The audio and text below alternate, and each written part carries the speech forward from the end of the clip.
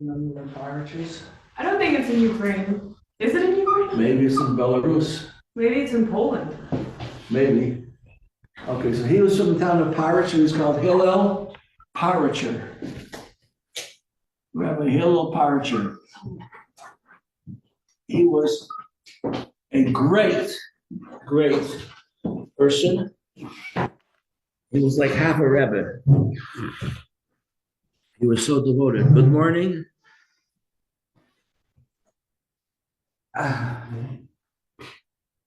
Senorita. Good morning, Rabbi Pape. They want to know if it's you. Oh, good morning. Just fix that, please. Yeah. Thank you. 8:40. I'm sorry I'm late. The home aide has to, my wife, I can't leave my wife alone. And the home aide came very late. She came half an hour late. Anyway, so here's the story that I read when Reb Hillel was 5 years old. He went to Cheder, and on the way to Cheder, he met Rabbi Hillel. Rabbi Hillel was like the first shliach, one of the first shluchim, who sent him the Mittler Rebbe, second Rebbe, sent him to Ukraine, in the area of, I think, of Kherson, which is very much in, you know where that is, yeah? Mm-hmm. And he was responsible to bring Yiddishkeit to the whole area because the Mittler Rebbe took the initiative. Jewish people didn't have land. They weren't. So it was very hard for them to have any money because they couldn't get jobs. This is before the industrial age. Jobs were not available if you didn't have land. I mean, what was considered wealth in those days? If you had a cow, that was substantial because then you had milk, cheese, maybe, and if you had chickens, then that was even better. So the Mittler Rebbe somehow made deals with the government that the Jewish people could move to areas that needed to be developed.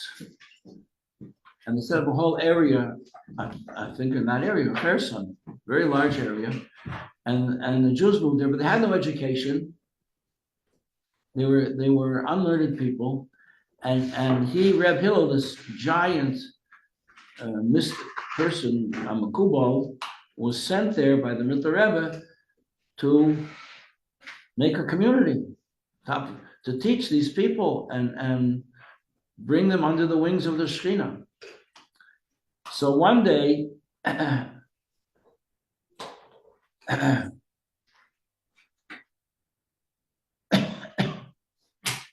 he was walking to shul.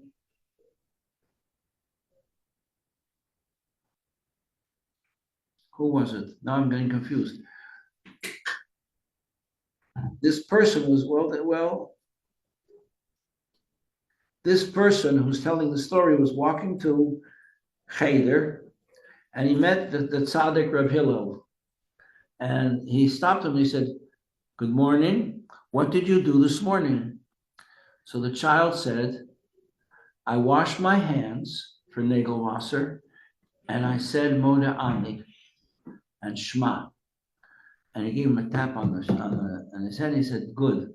You should do that every morning." And when he came home, his mother said, "What happened to you today?" He said, "I met Reb Hillel the Tzaddik, and he asked me what I did today. And I told him that I washed my hands from Nagelwasser, and I said, Moda Ani and Kriya Shema." No, I said Moda Ani and I washed my hands from the Nagelwasser, and I said Kriya Shema in that order. First you say you wash your hands. First you say Moda Ani, then you wash your hands, and then you say Shema. And he said to me, "Very good. You should say that every day." So his mother said, "Okay, we're going to say it every day from now on." And she did. She said every day with him from that time on. He was 5 years old. Every morning when he woke up, she would say with him Moda Ani and wash his hands and say Kriya Shema. And he said he continued to do that the rest of his life. He accomplished many great things in his life. He was a great scholar. In fact, his commentary, he became also a shaliach of the next Rebbe, who was the son-in-law of the Mitzvah Rebbe, who we know him as the Tzemach Tzedek, whose name is the same name as our Rebbe, Rebbe Menachem Mendel. And he was a shliach under him too. And he was given permission, which most people are not, he was given permission even to write commentaries on the teachings of the Tzemach Tzedek. Okay, and he had many challenges in life, which he was successful with, and he said that because he kept on doing what Reb Hillel had told him when he was 5 years old, he was able to overcome successfully all the challenges that life presented to him, which were personal challenges and communal challenges. And I'll tell you again what it was. When he got up in the morning every day, he would say Moda Ani and wash his hands and say Kriya Shema every day of his life. So I hope that that's a lesson we can all take from that. That's what I got out of the book sale yesterday. That was in the introduction to the book. I said, I want to start reading it. So I read it, and that's how far I got. Now I'll say a blessing.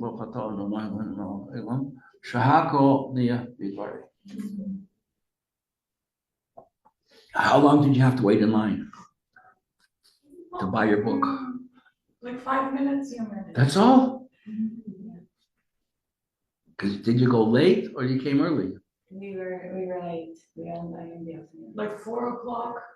At 4 o'clock there was no line? Well, not really. I was there at 4 o'clock. It was a huge line. Where? Gosh. Oh yeah. Oh, there. yeah. I didn't even go in there. No, we because could there not were go so in many there. people. Huh? We didn't even go in there because there were so many people. Yeah. Where'd you go? We went to Judaic World and Manchester. Okay. All right, we're going to say chapter 20, the Psalms of King David.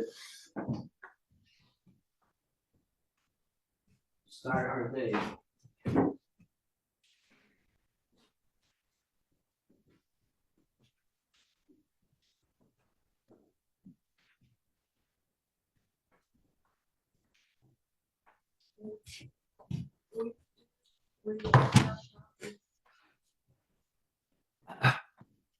The first one.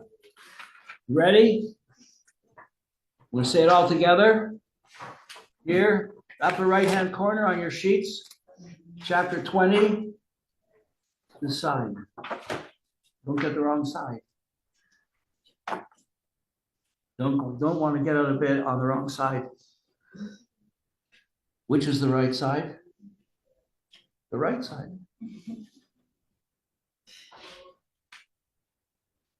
Okay, ready? Here we go. Lam Natseya, Mizma David, Yan Hanai B'Yimtzar Yishagev Hashem Elohei Yankev, Ishach Esaham Kodesh. Hashem should send help to us from His holy chamber in the base of Migdash, from Mitzion, Yisadeka, and from Jerusalem, Tzion. He should support us. Yizkar Kol Minchaisecha. He should remember all the offerings that we brought.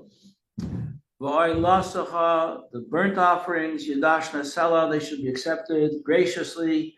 He should grant all your heart's requests, Yamale, and all your good resolutions. He should enable you to fulfill them. Narandana, let us rejoice Bishu Asecha in your salvation, Hashem, Ubashem Eloheinu Nidgal, will raise the banner of the name of our God on high. Yamale Adonai Kol Mishal Yisecha, Hashem should fulfill all your heart's requests. Ata, now, says King David, Yodaiti, I know, Ki Haishia Adonai Mashiach, Hashem saves his anointed one, and all the Jewish people are his anointed ones. Ya'anehu Mishmei Koche, he answers them from his holy heavens. Biguvures, with might, Yesha of salvation, Yamine from his right hand. Eile berecha ve'eile b'susim They come with chariots, they come with tanks and trucks, and we come, and they come with horses and infantry. We come with what we've got. But in addition, we come b'shem Adonai Eloheinu Nazkir, with the name of God on our lips. Hema karu v'nafalu, they bent and fell. V'anachnu kamnu v'niseidad, and we stand up strong and we prevail. Adonai Hashem Melech Yaneinu V'yim Kareinu, Hashem should answer us on the day that we call unto Him. My wife somehow hooked onto YouTube. She gets Israeli television. So last night they were doing a whole program about a lot of what's on Israeli television is about the war and about the soldiers, and the morale is just fantastic. The feeling amongst the soldiers is so great. It's that they're invincible. The unity is fantastic. There was a girl, she was one of the hostages. She was released.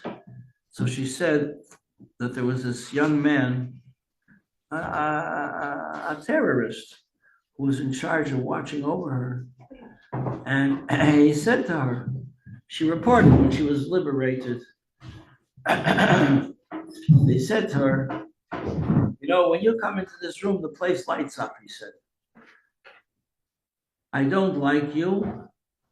I don't want to have anything to do with you.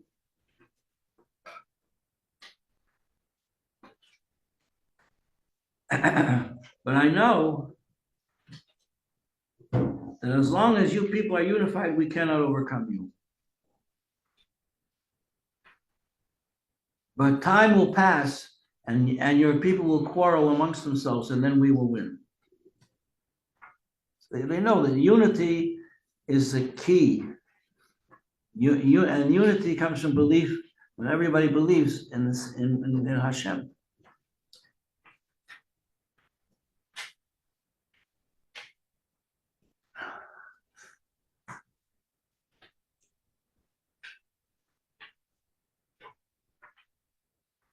Okay, so we're in chapter 5, finishing up chapter 5. That's where we're up to. We're at the very end of chapter 5. We had distinguished between learning Torah, the advantage of learning Torah over mitzvahs, and we distinguished between learning Torah and knowing Torah. Mitzvahs are activities that we do. Mitzvahs are compared to clothes that we wear. When the neshama, after 120 years in this world, leaves the body, so the higher levels of the neshama gain entry to the world to come. And we ask the question, what are they going to wear? Down here in this world, the body is wrapped in funeral shrouds called tachrichim, specially sewn holy linen shrouds. So that one of the ideas of wearing linen shrouds is that when the resurrection will take place, there won't be any class divisions. Everybody's going to be wearing the same thing. Otherwise, the rich people are going to get up wearing rich clothes, and the poor people are going to get up in their rags, and it's not going to be nice. It's nice. In the funeral parlors today, that's what they do. The rich people get very, very expensive boxes to lie in with padding, and everything should be comfortable for them, as if they can feel it. And they put them in nice clothes, and they make up their faces nice. Very different. Anyway, so the question is, well, what is the neshama going to wear? That's what they put on the body. It's a joke, and it's not good for the person. The best thing for a person when they after they pass away is just to be in this simple box so that the body can be purified through what we call, we're going to learn it in the next chapter, chibut hakever, what it suffers, what the body suffers in the grave, purifies it from the mistakes that the body made in this world. It's like when you take your clothes, you wear a nice shirt to a wedding, and someone spills some salad on your shirt with olive oil, and you got a stain. What are you going to do? You take it to the cleaners. Well, the shirt is very happy to go to the cleaners because it's going to get cleaned. But the cleaners uses, chemicals and things to clean the shirt. So the same thing happens to the body. The body makes mistakes. We make mistakes. We get spiritually stained. The body gets stained, spiritual stains on it from doing things that are not right, saying things not right, thinking things not right. And these have to be purged. They have to clean them up. So the body, once the body is clean, will be ready for the resurrection. And the neshama goes up, leaves the body. A little bit of the neshama remains in touch with the body, which is why we go to the grave site of ancestors or tzaddikim to pray there, because we can communicate with the lowest levels of the neshama that remain close to the body. And the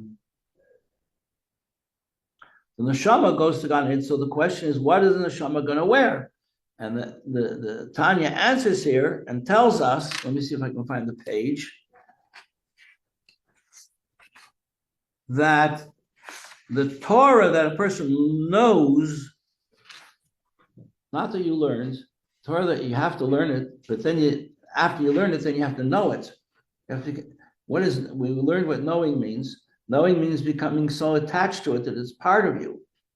That's knowing, like having children, a husband and wife know one another, and they have children. Adam knew Chava, and they had children. So the Torah has to become to us like something that we know, as opposed to something that we learned. The students in class, the teacher asks a question, you know the answer. Oh, I know, we learned it. Well, do you know the answer? And I forget.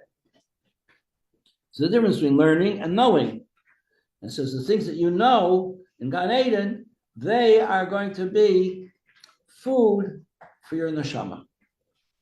The things that you know, that you learn, they became part of your knowledge. They will sustain you in the world to come, and that's why knowing Torah is compared to bread. Take a look, page 96. Turn to page 96. See what it says there? Through the knowledge of Torah, the Torah is absorbed in the soul. Torah becomes absorbed like food, like bread. You eat it, you take it into your stomach, and then it proceeds to the kishkas. Your kishkas are we call it in English, intestines. I don't know why, but that's what it's called. Kishka is a good word for it. And there's a lot of chemicals in there, and it breaks down the food into liquid, and then it can be absorbed in the body and becomes your flesh and your blood, right? And the Torah is compared to bread because the same way the bread is transformed and becomes flesh and blood, and from this you have energy to live and to do things. So the Torah also becomes absorbed in you, in your brain, and it nourishes your soul. And it gives you energy in the world to come. So therefore, David HaMelech says that the Torah, your Torah, Hashem, is in my kishkes. That's a funny statement. How could Torah be in your kishkes? Because when you know Torah, it's absorbed, it becomes part of you. And it gives you energy, and it gives you life, and it gives you sensitivity. Page 96 in the middle. Therefore, Torah is called bread and food of the soul. So just as physical bread nourishes the body when you eat it, and it's absorbed within the body, and it becomes flesh and blood of your own flesh and blood. That's what happens to bread. And the same thing happens with the Torah. The knowledge and understanding of Torah by a person who studies it deeply and well and concentrates to the point that he grasps it in his mind and it is joined with him and they become one thing. There are 5 levels here. See that? A person, page 96 at the bottom. Take a look. Okay. You are, I forget your name. Tell me. Yehudit. I got it. Yehudit. Yeah. Okay. You got the place? Yeah. Do you have a loud voice? I know. No. I don't want to read. You don't want to read? No, please. Okay. Who's a good reader? Okay, Hannah Esther, you're a good reader.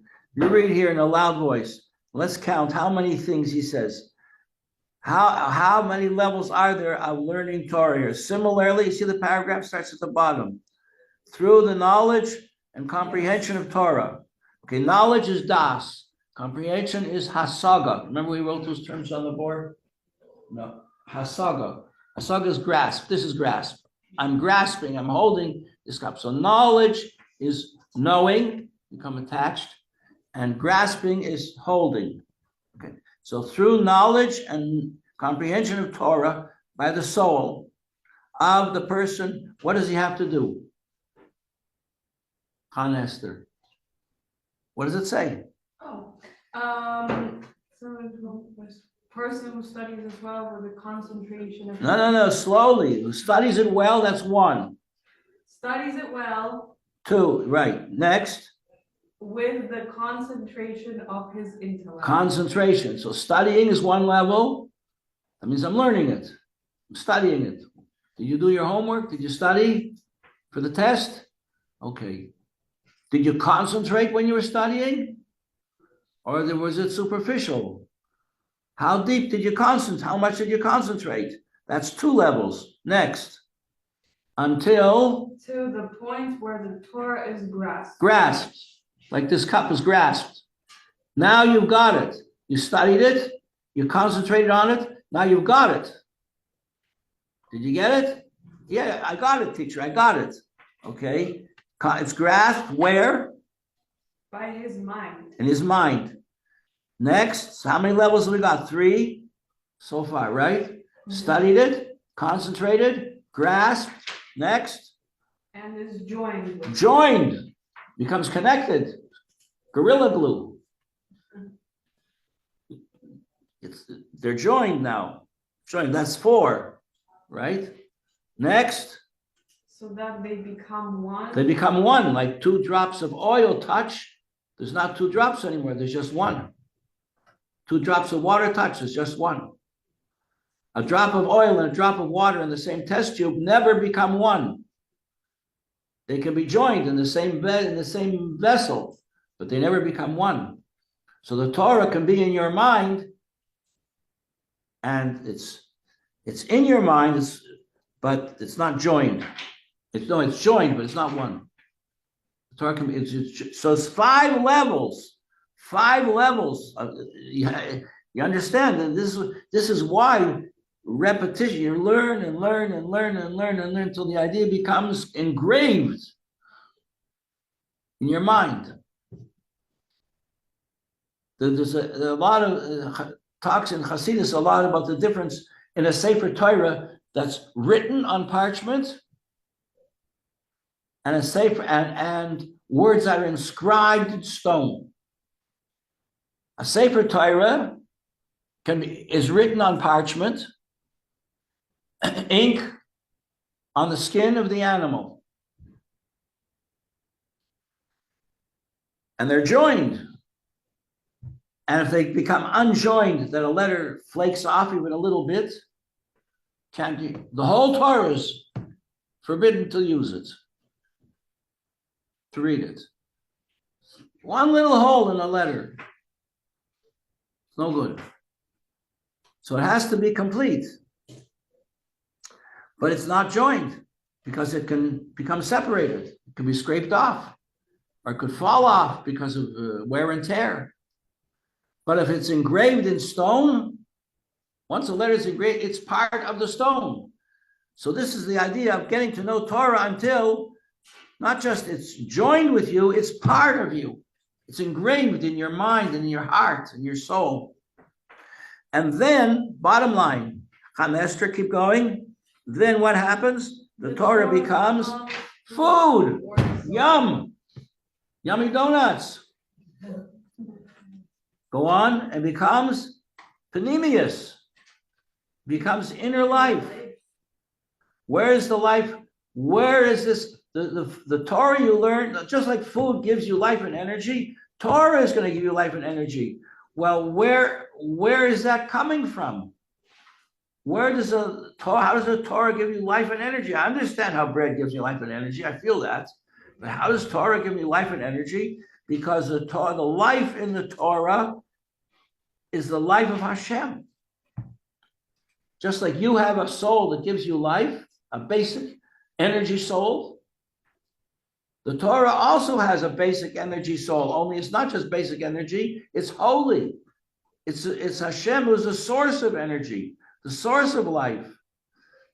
And he puts himself into the Torah. That's what we learned in the last chapter, chapter 4. Hashem, that's called Tzimtzum. Tzimtzum. He put himself into the Torah. Like the choreographer put himself into the dance. And the painter put himself into the painting. And the poet put himself into the poem. And when Hashem did it, he did it completely. He put all his wisdom and all his desire into the commandments of the Torah, which is amazing, amazing. And the Torah is very great. And as people continue to learn the Torah, we got guidelines, and we follow these guidelines, we see more and more and more and more things that we discover in the Torah. Because it's so full of wisdom. So we read a story in the Torah, an interesting story. And then as we think about it, we see more is going on under the surface. Like when Yosef is accusing his brothers who don't realize who he is, that they are spies and murderers, and they're threatening the safe, they're going to kill everybody in the city. They think he's making things up. But it's appropriate because they did murder people, and they did want to murder him. And they did sell him into slavery.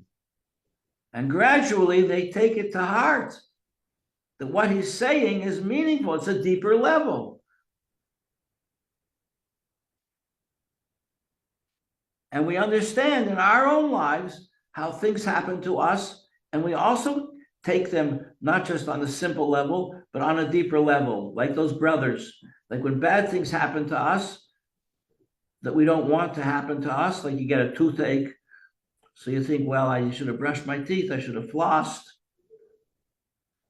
When other things happen, like you get a ticket for driving. Once I was driving in the car, and I was driving very nicely and everything, and I was stopped by a policeman. He says, "You don't have your seatbelt on." I said, "I do have a seatbelt on." He says, "But it's not over the shoulder." I said, "They didn't make it. The car doesn't have one over the shoulder." He said, "Well, you better get one made, or you're going to get fined. But you take this, I have to give you a ticket. Go to court, and I'll testify that you had your seatbelt on for you." So I did. But you see, if something bad happens, like you get a ticket, you don't know why, or one time I came to teach a class here, and I couldn't find a parking spot, and I found a spot, and I parked my car at the end of here on the Eastern Parkway. And the end of the day, I went to get the car, and it was gone. I didn't know where it was. Did I put it right with them? So somebody said, "You better call the Department of Transportation." I called, yeah, it was towed. As opposed to a frog, it was a toad. And I had to find out where it was, and I had to get transportation to where it was, and I had to pay like $350 to get it back. Because there was a little kindergarten there, and they had a sign up, no parking in front of the kindergarten. I told her. So when a bad thing happens like that, then my wife says to me, if you gave more charity, you wouldn't have got that ticket. The money had to go. If you gave charity, it would have gone in for a mitzvah. This way, it just went for a hassle, an aggravation, right? So we see deeper levels of understanding and wisdom and lessons that we learn, and the lessons go on and on and on, because we have the hinted lessons and the ethical lessons and the mystical lessons. It's all there. It's all there. That's the wisdom that Hashem puts into the Torah, and that Torah now is food for our neshama. And that's where David HaMelech says, second line, Chana Esther, what does it say? Your Torah is in my, page 97, second lines. In My kishkes. Kishkes, my inner parts. You know what kishkes is? Kishkes are your intestines, Yes. where they break the food down into. Okay, so that's Torah. Torah is food for the neshama, and the good deeds that you did in this world, Shabbos candles, kosher food, Ahavas Yisrael, mezuzahs, Torah learning. These are garments of the souls. And we have to say, well, I thought Torah learning was food. No, Torah knowledge is food. Torah learning is a mitzvah. It's a physical activity that we're doing here. It's page 97. Torah, at the bottom of the page, is the food of the souls in Gan Eden when, not just automatically, when they studied on those 5 levels. They studied it, they concentrated on it. They grasped it. They became connected to it. They became unified with it. They became one thing with it. Then the Torah becomes food for the neshama in Gan Eden. And it says this in the Zohar too. We're not making this up. This is not me. It's not me talking. This is the Zohar says. 2,000 years ago. You can look it up. It's on page 210. Parshas V'Yakel. And the meaning, and so then he says that is lishma. The key word here is lishma, which means for its own sake. I'm learning Torah for its own sake, which means I'm learning Torah. Why? Because it's Hashem's Torah. I'm learning as Torah just because it's Hashem's Torah. To bind your soul together with Hashem by understanding the Torah. Each person according to his or her capability, according to how smart they are, or their background. The more Torah you learn, the deeper you can go. The more sensitive you are, and the more levels of understanding will pop into your head. Well, you will discover. And some people have more brain power, some people have less brain power. But the bottom line, my dear students, my dear girls, the bottom line is not how much brain power you have. Because the bottom line is what you do. The whole point of learning is in order to know what to do and to do it. A person learns and learns and learns, but he doesn't do what he learns, he's caught the wrong train. He caught the wrong train. Okay, we've got another couple of lines to do tomorrow, and we finish chapter 5. And we're going to move on to bigger stuff, chapter 6. Hi.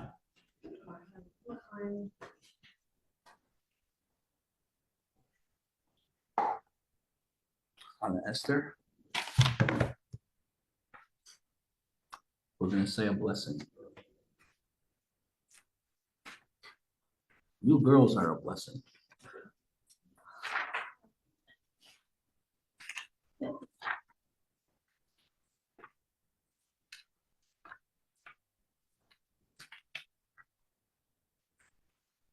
Where did it go? Here we are. Baruch atah Adonai Eloheinu melech haolam, vayifach Hashem v'sachas al kol ma shebarach ha'yis b'hem le'emes kol ha'yis. Chei ha'elamim.